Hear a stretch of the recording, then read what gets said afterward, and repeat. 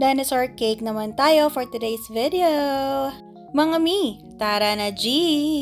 Nakakatuwa itong design ng cake na ito dahil palagi ako nakakakita ng ganitong design dati. Kaso nga, since wala naman masyadong nagre-request ng mga ganitong design, dahil normally yung mga ino-order sa akin kapag ka mga pang birthday is yung mga may fondant details, ganyan. Super dalang lang talaga yung merong mga printed toppers. Kaya tuwang-tuwa talaga ako nung na-receive ko itong cake order na ito. Amazing! At kung nakikita ninyo, color pink ang cake natin dahil ang flavor niyan ay strawberry moist and nilalagyan natin siya ng strawberry syrup para lalo siyang maglasang strawberry.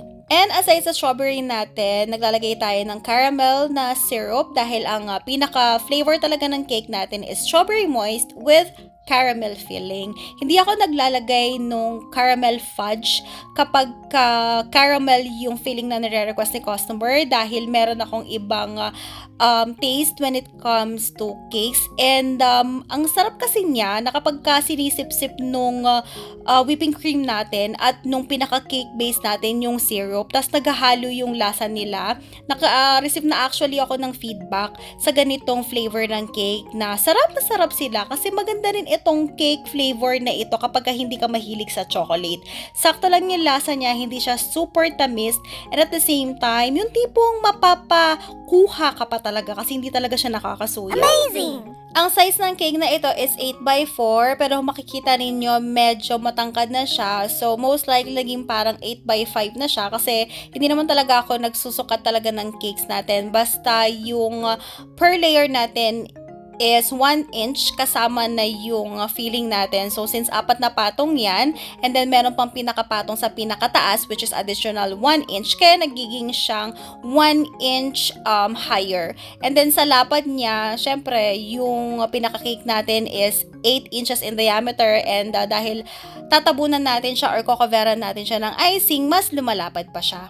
Yung sinend na inspiration sa atin na customer is color green, pero ang sabi niya, gusto niyang ipa-alter ng color blue na ombre. So, etong color blue natin na una, peyotrako lang yan na color blue, pero hinaluan natin siya ng konting red para maging parang cooler ang tone niya kasi yung peyotrako is warm tone siya. So, magiging parang greenish ang color blue niya. Itong sa baba, ayan, pure na peyotrako yan. So, kung makikita niyo magkaiba yung tone niya, 'di ba?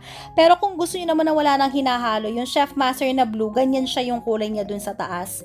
So, ayan ang difference ni Chef Master and peyotraka. At syempre, ang lagi natin ginagamit ng whipping cream ay ang pangmalakasang ACC whipping cream. Masarap na, ma-volume, at napaka-stable talaga. Kaya trusted na trusted yan. O diba, banggahan? Tapos ito, gumamit tayo ng spatula na medyo mas malaki kasi dun sa inspiration na sinend sa atin, malalaki yung gap nila sa isa't isa. At ito na nga yung mga printed toppers na ginawa natin.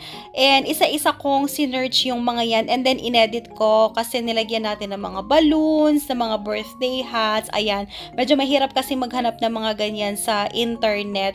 And syempre, as much as possible, kahit na meron tayong inspiration, mas prefer pa rin natin na unique at hindi super duper gaya yung inspiration para naman meron touch siya ng ating work. Para naman masabi ninyo na sa inyo siya at hindi kayo ma-question nung may-ari ng mga inspirations dahil meron pa rin talaga na mga owner ng design na ayaw nilang ginagaya sila. Syempre, sila yung nagpakapagod dun, diba? At ito na ang final result! O diba, ang syala ng cake natin, napakasarap tingnan sa mga mata. And that's it for today. See you on our next video. Bye!